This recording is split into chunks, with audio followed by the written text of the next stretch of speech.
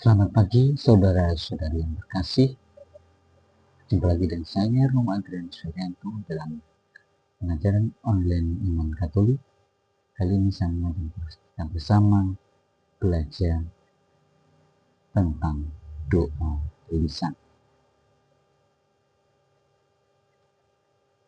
Saudara-saudariku yang terkasih, dalam tradisi Katolik dikenal 3 cara utama ungkapan kehidupan doa,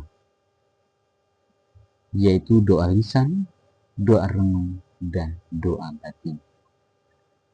Ketiga cara doa ini menuntut ketenangan hati.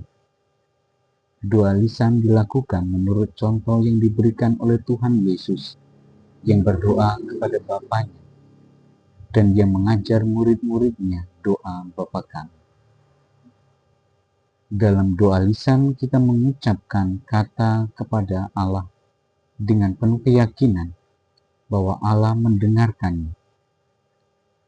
Ada 2 hal yang dapat kita sampaikan kepada Allah, yaitu pujian syukur dan permohonan. Pertama, saudara-saudari, kita perdalam apa itu pujian dan syukur. Orang beriman memandang hasil pekerjaan Allah dalam alam semesta, dalam kehidupan manusia, termasuk dalam kehidupan pribadinya. Lalu merasa kagum.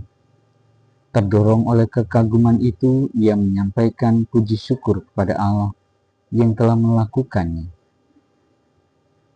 Kitab Mazmur menyampaikan banyak pujian dan syukur yang disampaikan oleh umat Israel ketika melihat Allah yang bekerja di dalam alam semesta, menciptakan dan memeliharanya. Di dalam sejarah Israel, Allah membebaskan Israel dari Mesir dan memberikan tanah Kanaan. Dan dalam kehidupan pribadi pemazmur, Mazmur 8 memuji Allah karena telah menciptakan manusia sebagai makhluk yang mulia, lebih dari ciptaan Allah yang lain. Mazmur 135 memuji Allah yang telah membebaskan Israel dari perbudakan di Mesir dan memberi mereka tanah Kanaan. Dalam ibadahnya, umat Israel mengungkapkan pujian akan Allah sehingga karya Allah di masa lampau hadir kembali di hadapan mereka. Ibadah menjadi tempat untuk mengungkapkan kegembiraan umat atas karya Allah bagi mereka. Orang yang melihat karya Allah dalam diri Tuhan Yesus dan para rasul juga memuji Allah. Melihat Tuhan Yesus menyembuhkan orang lumpuh, orang banyak takjub lalu memuliakan Allah. Hari ini kan telah menyaksikan hal-hal yang sangat mengherankan. Melihat Tuhan Yesus membangkitkan anak janda di Nain, orang banyak memuliakan Allah sambil berkata, Allah telah melawat umat-Nya. Ketika mendengar bahwa orang-orang bukan Yahudi menerima firman Allah, jemaat memuliakan Allah karena kepada bangsa-bangsa lain juga Allah mengaruniakan pertobatan yang memimpin kepada hidup. Jemaat memuji Allah karena Ia menebus mereka dengan darah Kristus dan mengampuni dosa mereka, lalu mengangkat mereka menjadi anak-anak-Nya dan menganugerahi mereka kehidupan kekal. Saudara-saudariku yang terkasih, iman membuat kita sanggup melihat Allah yang bekerja di dalam kehidupan yang nyata. Dalam kehidupan orang beriman, pujian kepada Allah ini muncul dari rasa kagum ketika melihat pekerjaan Allah dalam kehidupan yang nyata. Secara pribadi, kita menyampaikan puji syukur kepada Allah ketika melihat karya yang dilakukan oleh Allah bagi kita maupun bagi sesama kita. Pujian syukur ini kita sampaikan semata-mata karena kagum dan dengan hati tulus, bukan untuk melunakkan hati Allah agar mau mengabulkan doa kita. Secara khusus, kita sebagai satu umat menyampaikan pujian kepada Allah dalam perayaan Ekaristi. Di dalamnya kita menyampaikan pujian kepada Allah karena Ia telah mengasihi kita dengan mengutus anaknya untuk menyelamatkan kita dari kekuasaan dosa dan memberi kita kehidupan yang kekal. Kedua, permohonan. Dua permohonan muncul dari situasi ketika orang beriman memerlukan bantuan atau pertolongan.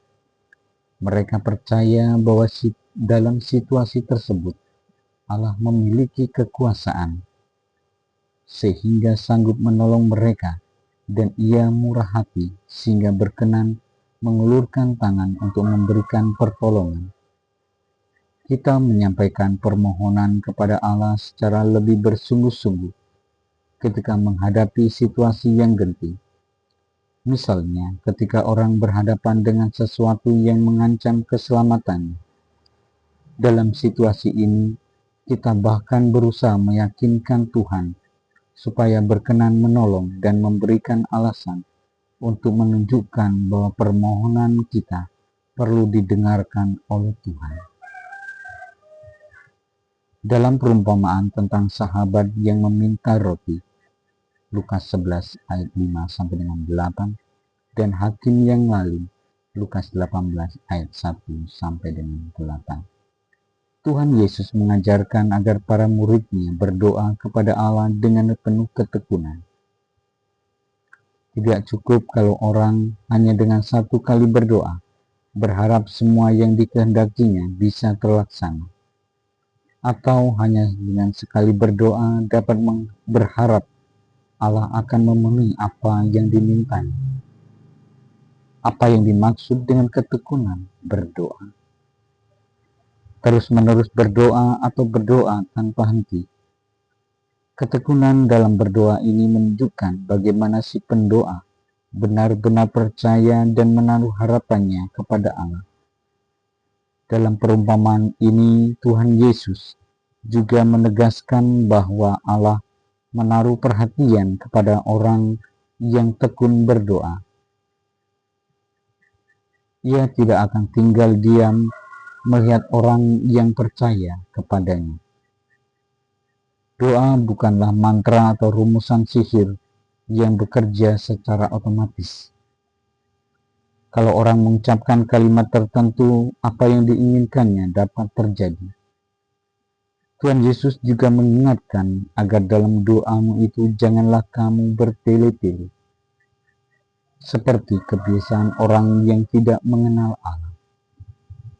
Mereka menyangka bahwa karena banyaknya kata-kata doanya akan dikabulkan. Jadi, janganlah kamu seperti mereka, karena Bapamu mengetahui apa yang kamu perlukan sebelum kamu minta kepadanya. Tuhan mendengarkan semua doa yang disampaikan kepadanya.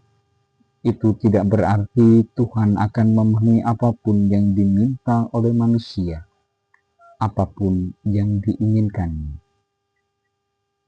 Dalam perumpamaan tentang Bapa yang memberi, Matius 7 ayat 9 sampai 11, Tuhan Yesus menunjukkan sikap yang harus dimiliki oleh para muridnya ketika berdoa kepada Allah. Mereka perlu yakin bahwa Allah mendengarkan dan memberikan yang terbaik baginya.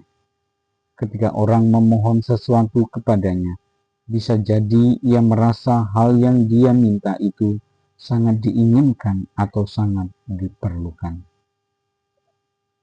Tetapi Allah melihat apa yang sebenarnya ia perlukan dan mengetahui apa yang terbaik baginya.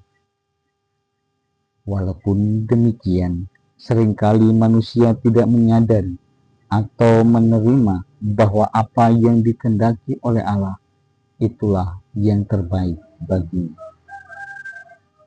Ketika berdoa, ia diingatkan agar mempercayakan diri kepada Allah dan yakin bahwa Allah sangat mengasihi kita dan menghendaki kebaikan kita.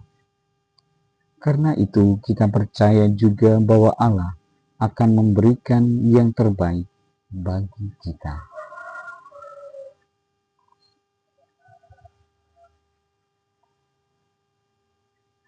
Saudara-saudari yang terkasih, semoga penjelasan pelajaran kita tentang doa lisan dan membantu kita untuk semakin setia berdoa.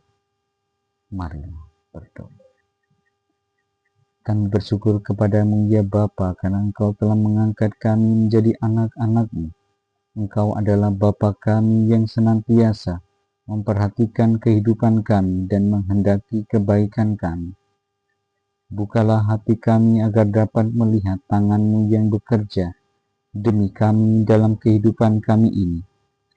Ajarilah kami untuk menyampaikan kepadamu pujian dan syukur yang tulus, yang digerakkan oleh kekaguman karena melihat karya-Mu.